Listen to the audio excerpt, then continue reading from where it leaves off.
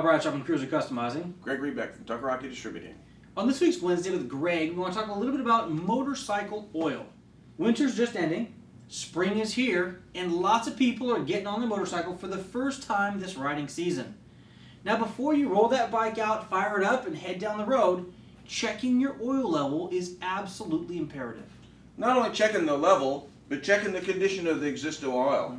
When the bikes sit for a long time in winter, in the roof of the engine, in other words, in the bottom of the top of the case, if that makes sense, a moisture builds up. And if you look at your oil, it's milky, it's already too late, you kind of have to go with it, you change the oil. But you should change the oil anyhow, because you don't want that contamination from that water that's hanging out in your engine to be mixed with your oil.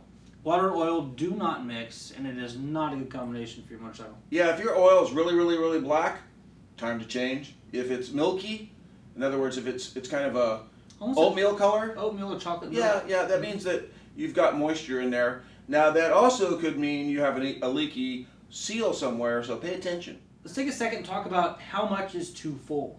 So on some dipsticks, you've got that upper line and the lower line.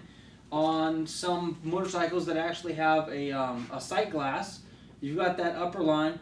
If you can't see a little bit of air at the top of your sight glass, your oil level is too full. Yeah, now we're going to also talk about how to fill the oil, but the bike's got to be straight up and down. If you put your bike on the side stand and your sight glass is on this side, it's going to look like it's empty. And you're going to put a bunch of oil in there, and in fact, now you've overfilled it. What can happen to that?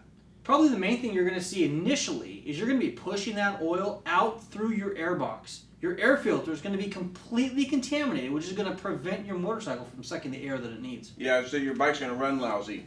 Even if you put a little bit too much, not an exorbitant amount like we just talked about, but even if you put a little bit too much in there and you head out on the highway and you're going 80 miles an hour, we don't go that fast, but for an extended period, it's gonna pull that oil up into your air box, and it's not good. Two questions, Greg, I want to talk about real quick that we get on the telephone on a regular basis from somebody looking to purchase oil. Two scenarios that are posed are, hey, I just changed my oil last June and it's only February or it's only March. Why would I need to change it again? And the next one is, I've only got 1,000 miles on it. I've had that oil for 2 years, but it's only been used for 1,000 miles. Yeah, time to change it. Usually, like I said, the moisture buildup is there. Oils don't like that. And here's the deal. If you change your oil regularly when you should, your chances of having a trouble-free motor are greatly increased. If you let your oil go too far or you let moisture in there, you can't reverse that.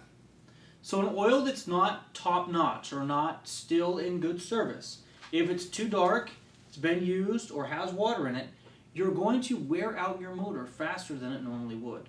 Not good. Expensive. So when it comes to checking your oil and making sure you have enough, or even when you do an oil change, how do you know how much oil to purchase or to put in? Yeah, look in your owner's manual and make sure you have the right model. It's a USA model, and it's going to say 3.4, whatever, quarts. And you obviously have to purchase 4 if it's 3 point something, because we don't sell it in half quarts. And you'll have a little extra for later. So I know it's pretty rudimentary, but those are just a couple basics to think of before you get on your motorcycle and head down the road this spring. Thank you for watching this week's Wednesday with Greg. And ride safe.